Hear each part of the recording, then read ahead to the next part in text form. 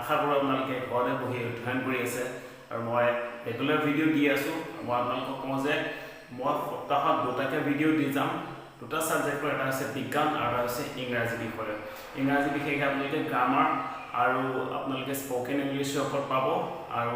এদিন দিম আমি বিজ্ঞানৰ ভিডিঅ'। বিজ্ঞানৰ বিশেষকৈ মই 10ম শ্ৰেণীৰ পাঠ্যক্ৰম আৰম্ভ কৰিছোঁ। আৰু 10ম শ্ৰেণীৰ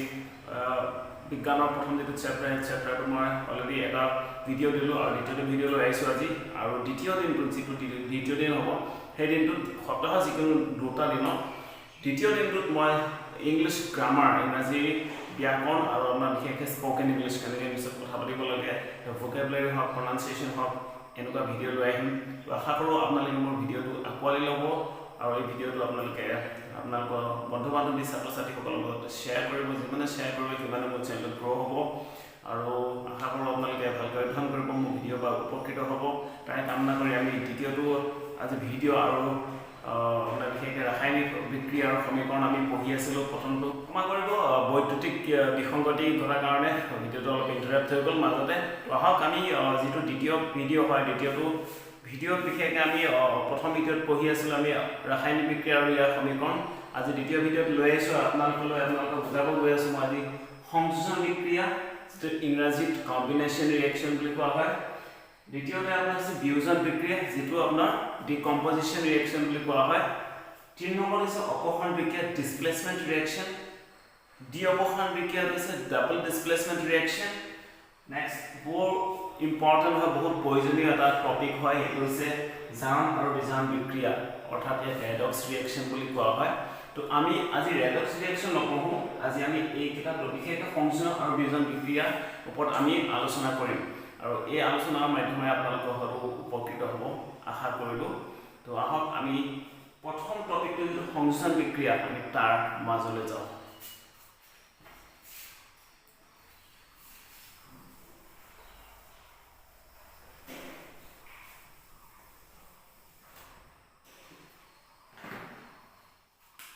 সংযোজন বিক্ৰিয়া বা ইংৰাজীত ইয়াক কম্বিনেশ্যন ৰিয়েকশ্যন বুলি কোৱা হয়।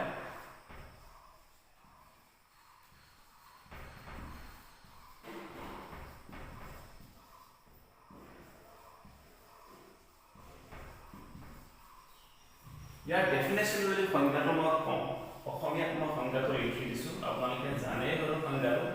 সংজ্ঞাটো হৈছে এটা বা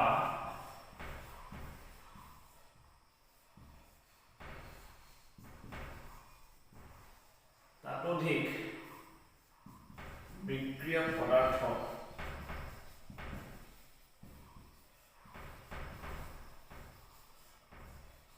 লগ হৈ বা সংযোজন হৈ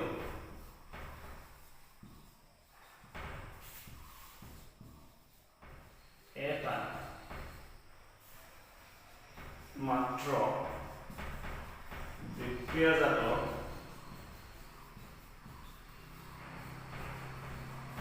পদাৰ্থ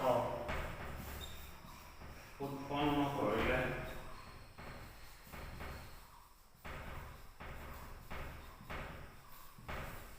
তাক সংযোজন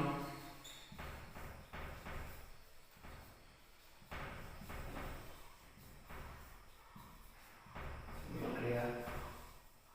বোলে। ক্ষমা কৰিব, অসমীয়া আখৰ কিছু ভাল নহয়, অসমীয়া বহুতো চৰ্চা নাই কাৰণে অসমীয়া সেই ইংৰাজীতে লিখা হয়। তো অসমীয়া আখৰ মোৰ ইমান ভাল নহয়, তথাপি মই ইয়াৰ যিটো সংযোজন বিক্ৰিয়া বা কম্বিনেশ্যন ৰিয়েকশ্যন, ইয়াৰ যিটো সংজ্ঞা হয়, সংজ্ঞাটো মই অসমীয়া লিখি দিছোঁ। আপোনালোকে চবেই জানে, কিতাপত পঢ়িছে, তথাপি আপোনালোকৰ এটা ৰিভাইজ হ'বৰ কাৰণে মই আকৌ লিখি দিলোঁ। সংযোজন বিক্ৰিয়া, সংযোজন মানে কি? সংযোজন হোৱা দুটা, মই ভালকৈ বিতংকৈ বুজাই দিম, তাৰ আগত মই ডেফিনেশ্যনটো মই বুজাব চেষ্টা কৰিছোঁ। এটা বা তাতোধিক বিক্ৰিয়ক পদাৰ্থ লগ হৈ বা সংযোজন হৈ, লগ হোৱা বা সংযোজন হোৱা বা কম্বাইন হৈ এটা মাত্ৰ বিক্ৰিয়ক পদাৰ্থ উৎপন্ন কৰিলে এটা সংযোজন বিক্ৰিয়া বুলি কোৱা হয়। কি কৈছে? এটা বা তাতোধিক বিক্ৰিয়ক পদাৰ্থ লগ হৈ বা সংযোজন হৈ, লগ হোৱা বা সংযোজন হৈ যদি এটা মাত্ৰ বিক্ৰিয়াজাত পদাৰ্থ বা প্ৰডাক্ট উৎপন্ন কৰে, তাক কি বিক্ৰিয়া বুলি কোৱা হয়? কম্বিনেশ্যন ৰিয়েকশ্যন বা সংযোজন বিক্ৰিয়া বুজি পালে আপোনালোকে আহক আমি এটা উদাহৰণৰ মাজে ইয়াক ধুনীয়াকৈ বুজিব চেষ্টা কৰোঁ তো আহকচোন আমি এই এক্সাম্পল থ্ৰু দি এই উদাহৰণটো থ্ৰু দি আমি সংযোজন বিক্ৰিয়া বা কম্বিনেশন ৰিঅ্যাকশন কি তাক আমি বুজিব চেষ্টা কৰোঁ সব বেলেগ বেলেগ টাইপৰ দুটা অণু বিশেষকৈ দুটা টাইপৰ মই আপোনাক কৈ দিছোঁ ইয়াতে দেখাইছোঁ এইটো হৈছে মেগনেছিয়ামৰ তিনিটা অণু মেগনেছিয়ামৰ তিনিটা অণু এইটো হৈছে মেগনেছিয়াম মানে তিনিটা মেগনেছিয়াম এইটো হৈছে মেগনেছিয়াম এইটো মেগনেছিয়াম এইটো মেগনেছিয়াম বেলেগ বেলেগ টাইপৰ দুটা বা তাতোধিক অণু সংযোজন হৈ এটা মাত্ৰ প্ৰডাক্ট উৎপন্ন কৰিলে তাক সংযোজন বিক্ৰিয়া বুলি কোৱা হয় এই এক্সাম্পলটো মই দেখুৱাইছো সিম্পলি তিনিটা মেগনেছিয়ামৰ অণু মানে তিনিটা মেগনেছিয়াম এটা মেগনেছিয়াম দুটা তিনিটা মানে 3Mg মানে তিনিটা মেগনেছিয়ামৰ এটম কেইটা লগ লাগিছে দুটা নাইট্ৰজেন হয় এটা নাইট্ৰজেন এটা নাইট্ৰজেন দুটা নাইট্ৰজেনৰ লগ লাগি কি উৎপন্ন কৰিছে মেগনেছিয়াম নাইট্ৰাইট এইটো কি বুলি কোৱা হয় মেগনেছিয়াম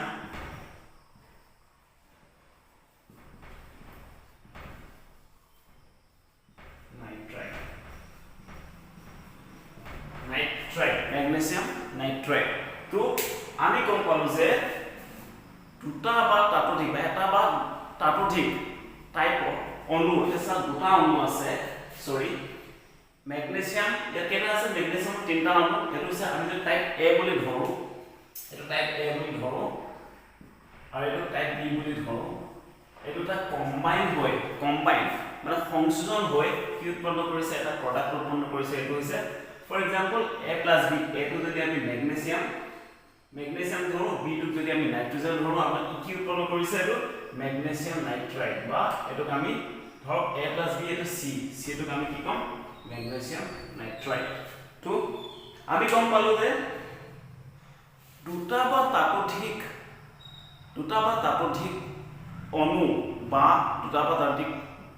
বিক্রিয়ক পদার্থ এফালে কি বুলি কোৱা হয় বিক্ৰিয়ক পদাৰ্থ তো বিক্ৰিয়ক পদাৰ্থ লগ লাগি এটা মাত্ৰ যদি বিক্ৰিয়াজাত পদাৰ্থ উৎপন্ন কৰে এটা কি বুলি কোৱা হয় কম্বিনেশন ৰিঅ্যাকশন বা সংযোজন বিক্ৰিয়া বুলি কোৱা হয় আমি জানো এফালে থকা যেটা কি বুলি কোৱা হয় বিক্ৰিয়ক পদাৰ্থ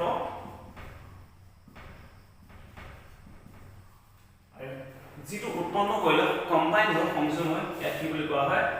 বিক্রিয়াজাত পদার্থ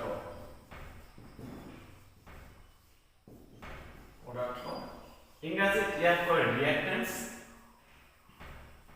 और याक कय प्रोडक्ट हम कॉन्सेप्ट क्लियर हो जे दुटा बा तातोधिक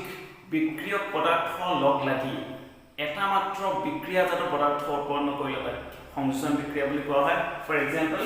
তিনিটা মেগনেছিয়ামৰ অণু তিনিটা মেগনেছিয়ামে দুটা নাইট্ৰজেনৰ লগত লগ লাগি কি উৎপন্ন কৰিছে মেগনেছিয়াম নাইট্ৰাইট মানে দুটা या केटा হল ৰিঅ্যাকটেন্স কেটা আছে বিক্ৰিয়ক পদাৰ্থ কেটা আছে দুটা আছে দুটাৰে প্ৰথম টাইপটো কি আছে তিনটা মেগনেছিয়াম প্ৰথমটো কি আছে তিনটা মেগনেছিয়াম দুটা নাইট্ৰজেনৰ অণু লগত বিক্ৰিয়া এহাতে কি হল কাৰ্বনৰ বাহক কাৰণে এক কি বুলি কোৱা হয় বিক্ৰিয়ক পদাৰ্থ বা ৰিঅ্যাকটেন্স বুলি কোৱা হয় আৰু এই দুটা কম্বাইন হোৱা মানে কি সংযোজন হ'লে কি উৎপন্ন কৰিছে এটা मैग्नेशियम नाइट्राइट অৰ্থাৎ এটা প্ৰোডাক্ট বা বিক্ৰিয়াজাত পদাৰ্থ উৎপন্ন কৰিছে তাক কি বুলি কোৱা হয় সংযোজন বিক্ৰিয়া আপোনালোকৰ কনসেপ্ট ক্লিয়াৰ হৈছে তো আহক আমি আৰু এটা एग्जांपल ললো আৰু এটা एग्जांपल থ্ৰুদি আমি আকৌ ভালকৈ বুজিব চেষ্টা কৰোঁ আৰু এটা एग्जांपल লওঁ H2 O2 হাইড্ৰোজেন আৰু অক্সিজেনে বিক্ৰিয়া কৰি কি উৎপন্ন কৰে H2O2 উৎপন্ন কৰে এই ব্যালেন্স হয় আমি ব্যালেন্স কৰি যদি আমি ব্যালেন্স কৰিব লাগে এটো কি হ'ব অক্সিজেন ইয়াত কেটা আছে এটা আছে দুটা আছে যদি আমি ইয়াত দুইটা বহাই দিব লাগিব দুই হলে দুটা অক্সিজেন হল কিন্তু ইয়াতে কি হৈ গল আপোনাৰ হাইড্ৰোজেন চাইডা হ'ল গতিকে আমি এটা কয় হাইড্ৰোজেন দুইটা বহাই দিলে হাইড্ৰোজেন বহালে এটা ব্যালেন্স হৈ গল ইয়াত চাইডা হাইড্ৰোজেন হ'ল ইয়াত চাইডা হাইড্ৰোজেন ইয়াত অক্সিজেন হ'ল দুটা এটো ধুনিয়াকে ব্যালেন্স হৈ আছে আমি ব্যালেন্সিংৰ কাৰণে আৰু সন্তুলিত সমীকৰণৰ কাৰণে এক্সট্ৰা এটা ভিডিও বনাম আৰু এই এক্সাম্পল চাওক আপোনাৰ দুটা হাইড্ৰোজেনৰ অণুৱে এটা অক্সিজেনৰ অণুৰ লগত সংযোজন হৈ বা বিক্ৰিয়া হৈ কি উৎপন্ন কৰিছে এটা প্ৰডাক্ট উৎপন্ন কৰিছে এটা প্ৰডাক্ট কি হয় এটো হৈছে পানী অৰ্থাৎ ওয়াটাৰ উৎপন্ন কৰিছে তো এই বিক্রিয়া আনটো एग्जांपल আপোনালোকে গম পালে এটা হৈছে সংযোজন বিক্রিয়া তো সংযোজন বিক্রিয়া গম পালে কনসেপ্ট হয়তো আপোনাৰ ক্লিয়ার হ'ল আহক আমি বিয়োজন বিক্রিয়া বিষয়ে আমি বুঝো তো রাসায়নিক বিক্রিয়া আমি দ্বিতীয়টো এক্সাম্পল দ্বিতীয়টো টাইপ যেটো হৈছে বিয়োজন বিক্রিয়া বিয়োজন বিক্ৰিয়াৰ বিষয়ে আমি আহক আলোচনা কৰোঁ বিয়োজন বিক্ৰিয়া হৈছে সংযোজন বিক্ৰিয়াৰ কমপ্লিট অপোজিট ই সম্পূৰ্ণ বিপৰীত ইয়াত আছিলে সংযোজন বিক্ৰিয়াত যে দুটা বা তাতোধিক বা এটা বা তাতোধিক বিক্ৰিয়ক পদাৰ্থৰ লগ লাগি এটা বিক্ৰিয়াজাত পদাৰ্থ উৎপন্ন হয় আৰু ই সম্পূৰ্ণ বিপৰীত হয় ই এটা বিক্ৰিয়ক পদাৰ্থৰ পৰা বা এটা বিক্ৰিয়ক পদাৰ্থক ভাঙি বা ই সেপাৰেট হয় বা ভাঙি ই কেইবাটাও যদি বিক্ৰিয়াজাত পদাৰ্থ উৎপন্ন হয় তাক কি বুলি কোৱা হয় বিয়োজন বিক্ৰিয়া বুলি কোৱা হয় মই ডেফিনেশ্যনটো লিখি দিছো মই অসমীয়া আখৰ একেবাৰে বেয়া তো এটা বিক্ৰিয়ক পদাৰ্থৰ পৰা দুটা বা তাতোধিক বিক্ৰিয়াজাত পদাৰ্থ উৎপন্ন কৰিলে তাক বিয়োজন বিক্ৰিয়া বুলি কোৱা হয় আপোনালোকে গম পালে আগৰটোত আছিলে কি সংযোজন বিক্ৰিয়াত দুটা বা এটা বা তাতোধিক বিক্ৰিয়ক পদাৰ্থ লগ লাগি এটা বিক্ৰিয়াজাত পদাৰ্থ উৎপন্ন হয় আৰু ইয়াত আমি গম পালো অপোজিট কমপ্লিট মানে সম্পূৰ্ণ বিপৰীত হয় ইয়াত কি হ'ব এটা বিক্ৰিয়ক পদাৰ্থৰ পৰা আমি কেইবাটাও বিক্ৰিয়াজাত পদাৰ্থ পাম অৰ্থাৎ আমি এটা বিক্ৰিয়ক পদাৰ্থ আমি কি কৰিব লাগিব আমি ভাঙিব লাগিব বা আপুনি কি কৰিব লাগিব এই নিজে ভাঙি পেলাই কেইটা উৎপন্ন কৰিব কেইবাটাও বিক্ৰিয়াজাত পদাৰ্থ উৎপন্ন কৰিব এটা যে আপুনি কৈছে বা মই কৈছো যে ভাঙিব লাগিব এটা কেনেকৈ ভাঙিম আমি নিজে ভাঙিব পাৰিম জানো আমি যদি কওঁ যে তো ভাঙি যা তো সেপাৰেট হয় তো সেপাৰেট হ'ব নোৱাৰে ইয়াত এক্সটাৰ্নাল ফোৰ্স দিব লাগিব হয় আপুনি হিট দিব লাগিব হয় আপুনি লাইট এনাৰ্জি দিব লাগিব বা আপুনি ইলেক্ট্ৰিক শক দিব লাগিব তো তেতিয়াহে ই ভাঙি ই বেলেগ বেলেগ পদাৰ্থ উৎপন্ন কৰিব আৰু এই বিক্ৰিয়াটো কি বুলি কোৱা হয় বিয়োজন বিক্ৰিয়া আহক আমি এটা উদাহৰণৰ মাধ্যমেৰে বুজিবলৈ চেষ্টা কৰোঁ আহক বিয়োজন বিক্ৰিয়া এটা ধুনীয়া এক্সাম্পলৰ মাধ্যমেৰে আপোনালোকক উদাহৰণৰ মাধ্যমেৰে আপোনালোকক বিয়োজন বিক্ৰিয়ানো কি তাক আমি বুজাব চেষ্টা কৰোঁ সোডিয়াম ক্লোৰাইড জানো আমি নিমখ এই সোডিয়াম ক্লোৰাইড এইটো সোডিয়াম আৰু ক্লোৰাইড মানে সোডিয়ামৰ এটা অণু আৰু ক্লোৰাইডৰ এটা অণু লাগি কি উৎপন্ন কৰিছে সোডিয়াম ক্লোৰাইড আৰু ইয়াত যদি আমি ভাঙি দিওঁ এই দুটা অণু দি বিভক্ত হৈ যাব এটা আছে সোডিয়াম আৰু এটা আছে ক্লোৰিন ইয়াক ভাঙিবলৈ আপুনি কি কৰিব লাগিব হয়তো আপুনি হিট দিব লাগিব আৰু হিটটো কেনেকৈ ট্ৰায়াঙ্গল মানে ত্ৰিভুজ আকৃতিত ডিনট কৰে বা ৰিপ্ৰেজেন্ট কৰে এটা হিট হয়তো আপুনি হিট দিব লাগিব এনেকৈ হয়তো আপুনি সানলাইট দিব লাগিব বা আপুনি এক্সটাৰ্নাল কিবা ফোৰ্স দি পেলাই ইয়াক আপুনি ভাঙিব পাৰিব তো এতিয়া আমি গম পালো যে এইটো কেটা আছে এইটো ৰিঅ্যাক্টেন্স হয় মানে এইটো বিক্ৰিয়ক পদাৰ্থ কেটা আছে বিক্ৰিয়ক পদাৰ্থ এটা আছে এই বিক্ৰিয়ক পদাৰ্থটো ভাঙি বিয়োজন হৈছে ডিকম্পোজ হৈছে ডিকম্পোজ হৈ কেটা উৎপন্ন কৰিছে দুটা সোডিয়াম প্লাস ক্লোৰিন তো এটা বিক্ৰিয়ক পদাৰ্থ যদি ভাঙি বা বিয়োজন হৈ কেইবাটাও বিক্ৰিয়াজাত পদাৰ্থ উৎপন্ন কৰে সেই বিক্ৰিয়াটো কি বুলি কোৱা হয় সেই বিক্ৰিয়াটো বিয়োজন বিক্ৰিয়া বুলি কোৱা হয় আৰু এটা এক্সাম্পল লওঁ আপোনালোকে সাম ক্যালসিয়াম কাৰ্বনেট যাক আমি লাইমস্টোন বুলি কওঁ আমি চুনশিল বুলি কওঁ তাক যদি আমি হিট দিওঁ বা গৰম কৰোঁ ইয়াত কি উৎপন্ন কৰিব এই ক্যালসিয়াম অক্সাইড প্লাস কাৰ্বন ডাই অক্সাইড গেছ উৰি যাব আমি গম পালো ক্যালসিয়াম কাৰ্বনেট আৰু এটা ধুনীয়া এক্সাম্পল আছে ক্যালসিয়াম কাৰ্বনেট যেটো চুনশিল লাইমস্টোন তাক যদি আমি হিট দিওঁ এক্সটাৰ্নাল ফোৰ্স বা এক্সটাৰ্নাল ফোৰ্স লাইক হিট দিওঁ বা আমি তাপ দিয়াৰ ফলত ই কি উৎপন্ন কৰিব ক্যালসিয়াম অক্সাইড প্লাস কাৰ্বন ডাই অক্সাইড এই বিক্ৰিয়াটো আমি এটা গম পালো যে ক্যালসিয়াম কাৰ্বনেট এইকেইটা ইয়াক কি বুলি কোৱা হয় ৰিঅ্যাক্টেন্স বা বিক্ৰিয়ক পদাৰ্থ কি পদাৰ্থ এইটো বিক্ৰিয়ক পদাৰ্থ ই ডিকম্পোজ হৈ বিয়োজন হৈ কি উৎপন্ন কৰিছে দুটা প্ৰডাক্ট উৎপন্ন কৰিছে এটা আছে ক্যালসিয়াম অক্সাইড আৰু এটা আছে কাৰ্বন ডাই অক্সাইড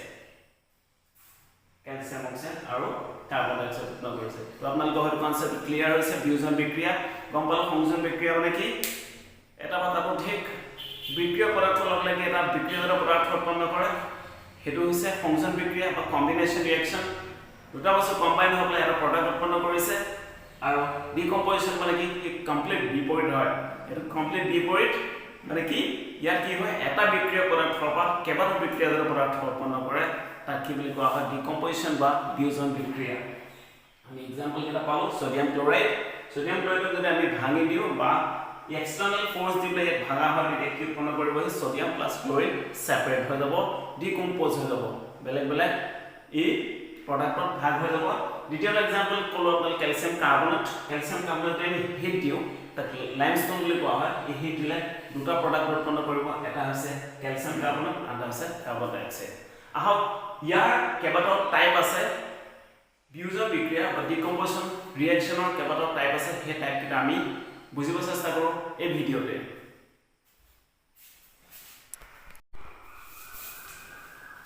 ৰাসায়নিক বিক্ৰিয়াৰ ডিকম্পোজিশন ৰিঅ্যাকচন বা বিয়োজন বিক্ৰিয়া তিনটা টাইপ আছে তাৰ প্ৰথমটো টাইপ আমি শিকিবলৈ গৈ আছো প্ৰথম টাইপটো হৈছে থাৰ্মেল ডিকম্পোজিশন ৰিঅ্যাকচন মানে তাপীয় বিয়োজন বিক্ৰিয়া এক কি বুলি কোৱা হয় তাপীয় থাৰ্মেল মানে তাপীয় বিয়োজন বিক্ৰিয়া অসমীয়া আখৰ একেবাৰে বেয়া তো তাপীয় বিয়োজন বিক্ৰিয়া বুলি কোৱা হয় থাৰ্মেল ডিকম্পোজিশন ৰিঅ্যাকচন তাপীয় বিয়োজন বিক্ৰিয়া মানে কি ইয়াত আপুনি তাপ গ্ৰহণ কৰি বা তাপ প্ৰয়োগ কৰি বিয়োজন কৰা হৈছে বা বিয়োজন কৰা হয় বিয়োজন মানে কি ডিকম্পোজ কৰে এটা বিক্ৰিয়া পদাৰ্থ তাপ প্ৰয়োগ কৰি আমি যদি কেইবাটাও ই বিয়োজন বিক্ৰিয়া এটা পাৰ্ট হয় বিয়োজন বিক্ৰিয়াৰ নিচিনা একে ইয়াক আমি থাৰ্মেল বিশেষকৈ থাৰ্মেল মানে কি তাপ প্ৰয়োগ কৰিবলৈ আমি কি কৰিম তাপ প্ৰয়োগ কৰি আমি কেইবাটাও বিক্ৰিয়াজনক পদাৰ্থ উৎপন্ন কৰিম তাক কি বুলি কোৱা হয় তাপীয় বিয়োজন বিক্ৰিয়া বা থাৰ্মেল ডিকম্পোজিশন ৰিঅ্যাকচন প্ৰথম যদি এক্সাম্পল লওঁ আগৰ এক্সাম্পলত আমি এই এক্সাম্পলটোতে শিকিছিলো ক্যালসিয়াম কাৰ্বনেট যদি আমি হিট দিও কি দিও তাপ প্ৰয়োগ কৰো তাপ প্ৰয়োগ কৰিলে ক্যালসিয়াম অক্সাইড আৰু কাৰ্বন ডাই অক্সাইড উৎপন্ন কৰিব এটো আপোনালোকে আগতে শিকিছে এতিয়াও মই এটা এক্সাম্পল দিছো দ্বিতীয় এক্সাম্পল যদি ফেৰাছ সালফেট FeSO4 ইয়াক যদি আমি তাপ প্ৰয়োগ কৰো এই ট্ৰায়াঙ্গেলটো কি বুজায় তাপ বুজায় আমি এক তাপ প্ৰয়োগ কৰিছো তাপ প্ৰয়োগ কৰি উৎপন্ন কৰিছে Fe2O3 সালফাৰ ডাই অক্সাইড আৰু সালফাৰ ট্ৰাই অক্সাইড এই ফেৰাছ সালফেট ইয়াক FeSO4 যদি এক তাপ প্ৰয়োগ কৰো Fe2O3 সালফাৰ ডাই অক্সাইড আৰু সালফাৰ ট্ৰাই অক্সাইড আমি পাম বা এই বিয়োজন হয় এই তাপ প্ৰয়োগ কৰাৰ পিছত তাপীয় বিয়োজন হয় কি উৎপন্ন কৰিছে Fe2O3 SO2 আৰু SO3 উৎপন্ন কৰিছে তো এনেকুৱা বিক্ৰিয়া কি বিক্ৰিয়া বুলি কোৱা হয় তাপীয় বিয়োজন বা থাৰ্মেল ডিকম্পোজিশন ৰিঅ্যাকচন বুলি কোৱা হয় আহক ইয়াৰ আনটো টাইপ যেটা ইলেক্ট্ৰোলাইসিস হেতু আমি বুজিব চেষ্টা কৰো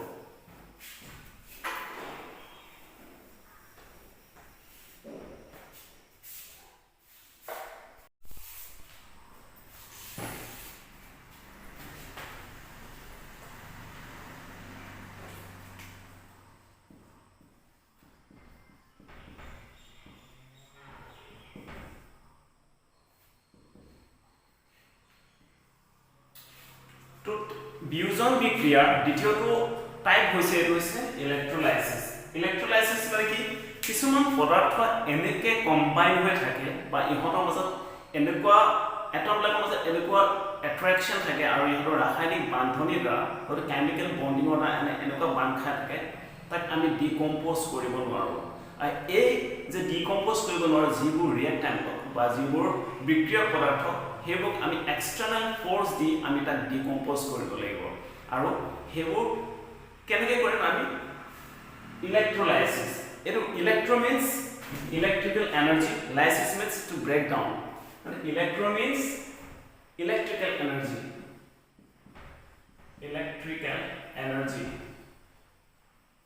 lysis means to break down মানে কিছুমান ৰিঅ্যাক্ট্যান্টক আমি এনেকে কম্বাইন হৈ থাকে হেতৰ মাজত এনেকুৱা অ্যাট্ৰাকচন থাকে মলিকুলাৰ মাজত হেতৰ অনুবিলাকৰ মাজত এনেকুৱা অ্যাট্ৰাকচন থাকে তো হেতৰ আমি ব্ৰেক কৰিব নোৱাৰো আমি কি কৰিব লাগিব এক্সটাৰ্নাল ফোৰ্স দিব লাগিব গতিকে আমি কি কৰিম ইলেক্ট্ৰিক্যাল এনাৰ্জি দিম তো ইলেক্ট্ৰিক্যাল এনাৰ্জি প্ৰয়োগ কৰি আমি তাক ব্ৰেক ডাউন কৰিম তো হে তেনেকুৱা বিক্ৰিয়াবিলাকক কি বুলি কোৱা হয় হে তাক কি বুলি কোৱা হয় ইলেক্ট্ৰোলাইসিস বুলি কোৱা হয় তো ইলেক্ট্ৰোলাইসিস ৰিঅ্যাকচন এনেকুৱা এটা এক্সাম্পল লৈছো মই हे एग्जांपल धुनिया एग्जांपल H2+O2 सॉरी H2O पानी আমি কি কৰিব লাগিব এক আমি ইলেক্ট্ৰোলাইসিস কৰিব লাগিব কেনে কৰিব লাগিব আমি ইলেক্ট্ৰিক্যাল এনাৰ্জি প্ৰয়োগ কৰি ইয়াক ব্ৰেক ডাউন কৰি H2+O2 উৎপন্ন কৰিম H2+O2 এটো ব্যালেন্স হৈ থকা না আমি ইয়াত দুটা হাইড্ৰোজেন এড কৰা দিলে এটা অক্সিজেন ইয়াত দুটা হৈ গ'ল ইয়াত দুটা হৈ গ'ল ইয়াত চাৰিটা অক্সিজেন হাইড্ৰোজেন ইয়াত চাৰিটা হাইড্ৰোজেন তো তো এনেকুৱা বিক্ৰিয়া কি বুলি কোৱা হয় ইলেক্ট্ৰোলাইসিস বুলি কোৱা হয় য'ত ইলেক্ট্ৰিকেল এনাৰ্জি প্ৰয়োগ কৰি আমি এটা ৰিয়েক্টেন্টক আমি কেইবাটাও প্ৰডাক্টত আমি ভাগ কৰিব পাৰোঁ তাক ইলেক্ট্ৰোলাইসিস বুলি কোৱা হয় আহা ইয়াৰ লাষ্ট যেটো 3 নম্বৰ টাইপ হয় এটো শিকিব চেষ্টা কৰোঁ ডিকম্পোজিশন ৰিয়েকচনৰ 3 নম্বৰ যেটো টাইপ আছে টাইপটো হৈছে photolysis or photochemical reaction by photochemical reaction বুলি কোৱা হয়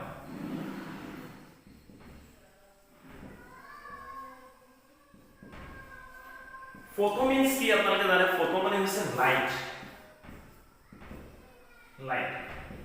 সূৰ্যৰ পৰা ওলোৱা যেটো ৰেডিয়েশন কিছুমান ৰিয়েক্টেন্ট কিছুমান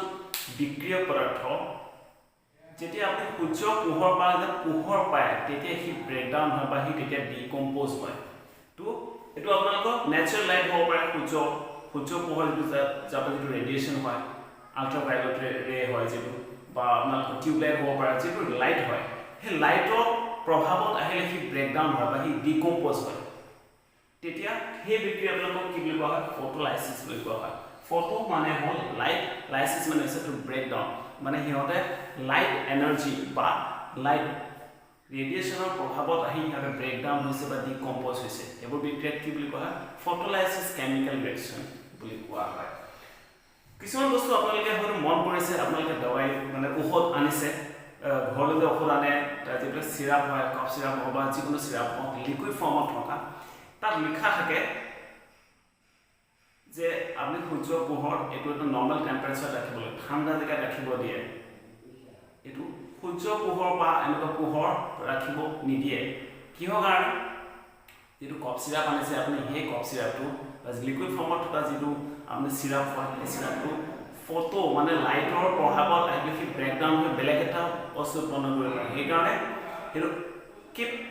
in the cool temperature বা room temperature তে ৰাখিব দিয়ে এটো avoid the লাইটৰ সন্মুখত ৰাখিব দিয়ে গতিকে এটো কিহৰ কাৰণে হয় কিছুমান ৰিয়েক্টেন্ট হয় যিবিলাক পোহৰ প্ৰভাৱত আহি ই কি হয় ব্ৰেকডাউন হয় ডিকম্পোজ হ'ব পাৰে এই কাৰণে তাক তেনেকে ৰাখিব দিয়ে এটা উদাহৰণ লওঁ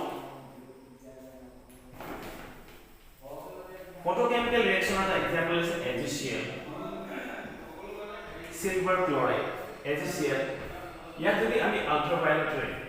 মানে সানলাইট আল্ট্রাভায়োলেট রে মানে কি সানৰ পৰা যেটো ৰেডিয়েশন হয় আল্ট্ৰাভায়োলেট ৰে বা আমি লাইট এনাৰ্জি দিলে লাইট এনাৰ্জি প্ৰয়োগ কৰি কি উৎপন্ন কৰিব পাৰি Ag টো কি ফৰ্মত আহিব solid Ag plus chlorine two gas হয় ওপৰলৈ উৰি যাব ক্লোৰিন টু গ্যাস হৈ যাব আমি যদি ব্যালেন্স কৰো ইয়াতে ক্লোৰিন কিটা আছে দুটা ঠিকে আছে এটো ব্যালেন্স হৈ গ'ল তো এনেকুৱা ধৰণৰ ৰিয়েকচন কি বুলি কোৱা হয় ফটোলাইসিস বা ফটোকেমিক্যাল ৰিয়েকচন বুলি কোৱা হয় আজি আমি পঢ়িলো কম্পোজিশন ৰিয়েকচন ডিকম্পোজিশন কম্পোজিশন মানে সংশ্লেষণ বিক্ৰিয়া আৰু ডিকম্পোজিশন মানে বিয়োজন বিক্ৰিয়া আৰু ডিকম্পোজিশন বিক্ৰিয়াৰ তিনটা টাইপ আছিল প্ৰথমটো আছিল আপোনালোকৰ প্ৰথমটো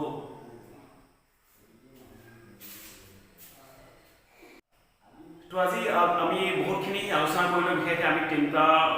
পাৰ্ট আমি ডিসকাস কৰিলো প্ৰথমটো আছিল কম্পোজিশন ৰিয়েকচন তাৰপিছত ডিকম্পোজিশন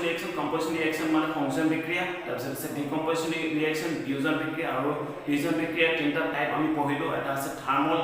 থাৰ্মেল ডিকম্পোজিশন ৰিয়েকচন দুই নম্বৰ হৈছে ইলেক্ট্ৰোলাইসিস আৰু তিন নম্বৰ হৈছে আপোনালোকে পঢ়িলে ফটোকেমিক্যাল ৰিয়েকচন তো আপোনালোকে